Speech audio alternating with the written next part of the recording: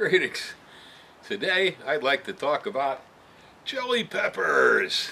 This guy right here is known as the Hawaiian chili pepper, and it's a hot little guy. Typically we take this and we mix it with garlic, some ginger, salt, vinegar, water, and make chili pepper water over here out of it.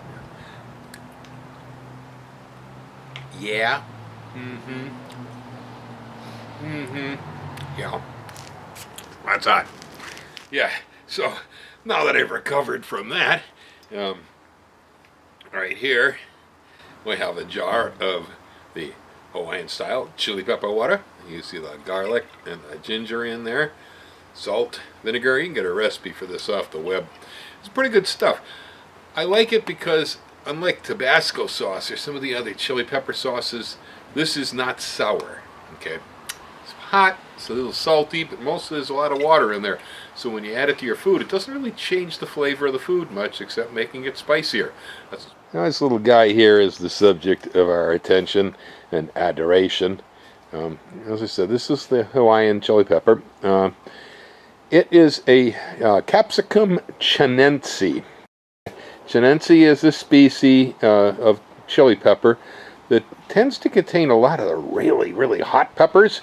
So like habanero is a chinense, cayenne is chinense, the Hawaiian chili pepper is a chinense. So is the Thai chili. Okay, Tabasco chili also, I believe, is a chinense. And most of those peppers are actually rather perennial. They will live for a number of years. Typically like jalapenos and bell peppers and Anaheims and all that, those are all in the class of Capsicum annuum.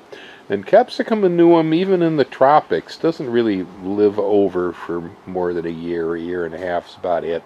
It's a pretty short-lived plant at best.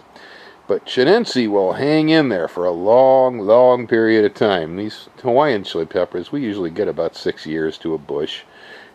There are other species of pepper that are perennial. The ahi, which is Capsicum baccatum from South America, is perennial. And quite hardy, some of them too. They'll take California weather without dying away. Another one is the Capsicum pubescens, or rocoto, or sometimes locoto, or also called manzano, or apple chili. Those are also perennial. But the much, much bigger group really are the chinenses. And so let's have a look at some of these, huh? There's just something about brown chili peppers that intrigues me. I don't know why, but this one right here, this is the ghost chili. Ghost chili is well known for being one of the hotter peppers on earth. Not the hottest anymore, because they seem to keep getting hotter all the time. But ghost is deadly. Ghost is much more dangerous than the Hawaiian that I just consumed. The Hawaiian is possible to eat. Ghost, I don't know. I think you got to be silly to eat this thing. But I do collect them. I really, really adore peppers. They've been a friend of mine for a long time. And the chocolate form is really an interesting type.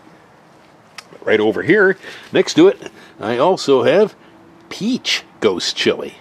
And peach ghost chili has got a color kind of like an habanero. But it's worse, it's hotter, it's not nearly as friendly as an habanero. This guy here is the purple ghost. Purple ghost goes from a purple color to a red. Red on this one is full ripe. It also has interesting purple flowers. Very cool, huh? Isn't that a nice little flower there? Yeah, this is the purple ghost chili. And so if chocolate, purple, and peach wasn't enough to scare the pants off of you, how about white ghost chili? Okay, so this is the white ghost. The white ghost is, of course, white ghost. Very scary. Right here, we have a entire row of habanero chili.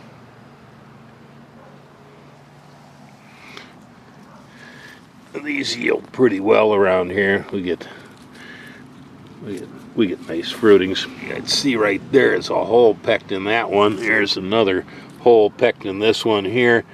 The cardinals have no sense. Darn things that eat habanero peppers. No wonder they're red. And the habaneros are looking a little bit winter grumpy because it is almost January 1st, and we're just about to New Year's, but there's some little white flowers here and there on the bushes, and so they're still in the process of blooming. Credence to the habanero. This guy right here is hot Portugal. It's kind of a contradiction because this is an annuum, but there's something about it that it's just it's tough. It hangs in there. So back here again with the Hawaiian chili. The Hawaiian chili is pretty close to a Thai chili. I think the closest pepper that it reminds me of is Tabasco. It's pretty close to a Tabasco pepper. Anyway, they live for years. They're even blooming here during the winter. We've been setting new fruit. It's pretty hot.